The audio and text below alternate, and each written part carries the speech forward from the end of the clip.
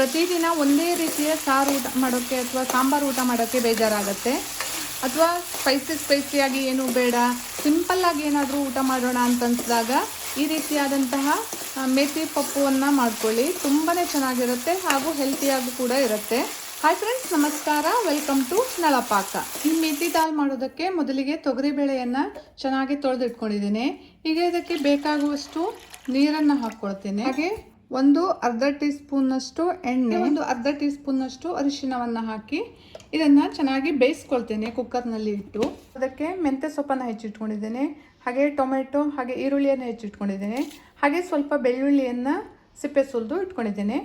ಈಗ ಇದನ್ನು ಶುರು ಮಾಡೋಣ. ಸ್ಟವನ್ನು ಕಾಯೋಕೆ ಇಟ್ಕೊಂಡಿದ್ದೇನೆ. ಇದಕ್ಕೆ ಒಂದು 2 ಟೇಬಲ್ ಸ್ಪೂನಷ್ಟು ಎಣ್ಣೆಯನ್ನು ಹಾಕ್ಕೊಳ್ತಾ ಇದ್ದೇನೆ. ಆಯ್ತಿದ್ದಾಗೆ ಒಂದು ಅರ್ಧ ಟೀ ಸ್ಪೂನ್ನಷ್ಟು ಸಾಸಿವೆ, ಒಂದು ಅರ್ಧ ಟೀ ಸ್ಪೂನ್ನಷ್ಟು ಜೀರಿಗೆಯನ್ನು, ಹಾಗೆ ಒಂದು ಕೆಂಪು ಮೆಣಸಿನಕಾಯಿಯನ್ನು ಕಟ್ ಮಾಡಿ ಹಾಕ್ಕೊಳ್ತಾ ಇದ್ದೇನೆ. ಹಾಗೆ ಜಜ್ಜಿಟ್ಕೊಂಡಿರುವ ಬೆಳ್ಳುಳ್ಳಿಯನ್ನು ಹಾಕ್ಕೊಳ್ತೇನೆ. ಇದನ್ನು ಸ್ವಲ್ಪ ಫ್ರೈ ಮಾಡ್ಕೊಳ್ತೇನೆ. ಹಾಗೆ ಹೆಚ್ಚಿಟ್ಕೊಂಡಿರುವಂತಹ ಈರುಳ್ಳಿಯನ್ನು ಸೇರಿಸ್ಕೊಳ್ತೇನೆ. ಈರುಳ್ಳಿ ಸ್ವಲ್ಪ ಹಸಿ ವಾಸನೆ ಹೋಗೋ ತನಕ ಫ್ರೈ ಮಾಡ್ಕೊಳ್ಬೇಕು.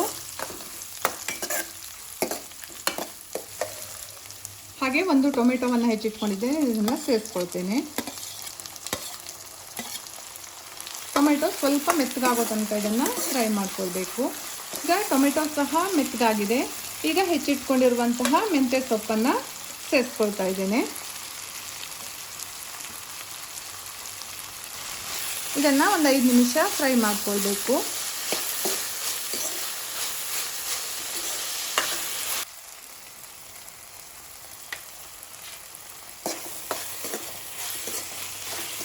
ನೋಡಿ, ಮೆಂತ್ಯ ಸೊಪ್ಪು ಈಗ ಚೆನ್ನಾಗಿ ಸ್ವಲ್ಪ ಬಾಡಿದೆ. ಈಗ ಉಪ್ಪನ್ನು ಹಾಕ್ಕೊಳ್ತಾ ಇದ್ದೇನೆ. ಈಗ ಇದಕ್ಕೆ ಒಂದು ಅರ್ಧ ಟೀ ಸ್ಪೂನ್ನಷ್ಟು ಅರಿಶಿಣದ ಪುಡಿ, 1 ಟೀ ಸ್ಪೂನ್ನಷ್ಟು ಅಚ್ಚ ಖಾರದ ಪುಡಿಯನ್ನು ಸೇರಿಸ್ಕೊಳ್ತೇನೆ. ನಾನಿಲ್ಲಿ ಹಸಿಮೆಣಸಿನಕಾಯಿಯನ್ನು ಬಳಸಿಲ್ಲ, ಅಚ್ಚ ಖಾರದ ಪುಡಿಯನ್ನು ಮಾತ್ರ ಹಾಕ್ಕೊಳ್ತಾ ಇದ್ದೇನೆ. ಖಾರವನ್ನು ನಿಮಗೆ ಎಷ್ಟು ಬೇಕು ಅಂತ ನೋಡಿಕೊಂಡು ಸೇರಿಸ್ಕೊಂಡ್ರೆ ಆಯಿತು.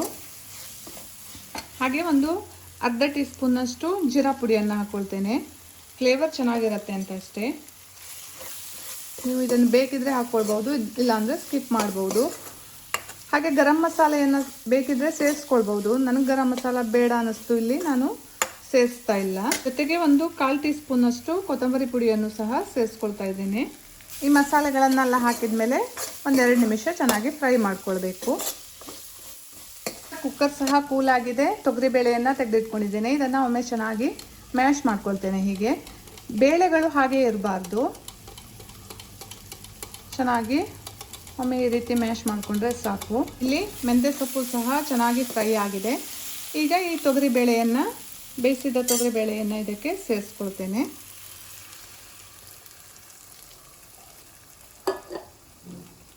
ಈಗ ಇದನ್ನು ಚೆನ್ನಾಗಿ ಮಿಕ್ಸ್ ಮಾಡ್ಕೋಬೇಕು. ಇದು ತುಂಬ ಗಟ್ಟಿಯಾಗೂ ಇರಬಾರ್ದು, ತುಂಬ ನೀರಾಗೂ ಇರಬಾರ್ದು. ಸ್ವಲ್ಪ ನೀರನ್ನು ಹಾಕ್ಕೊಳ್ತೇನೆ, ಯಾಕೆಂದರೆ ನಾನು ಅನ್ನದ ಜೊತೆಗೆ ಸರ್ವ್ ಮಾಡ್ತಾ ಇದ್ದೀನಿ. ಇದನ್ನು ನೀವು ಚಪಾತಿ ಜೊತೆಗೆ, ದೋಸೆ ಜೊತೆಗೆ ಎಲ್ಲ ಸರ್ವ್ ಮಾಡೋದಾದರೆ ಸ್ವಲ್ಪ ಗಟ್ಟಿನೇ ಇಟ್ಕೊಳ್ಳಿ. ಈಗ ಇದನ್ನು ಚೆನ್ನಾಗಿ ಕುದಿಸ್ಕೊಳ್ಬೇಕು. ನೋಡಿ, ಈಗ ಚೆನ್ನಾಗಿ ಕುದೀತಾ ಇದೆ.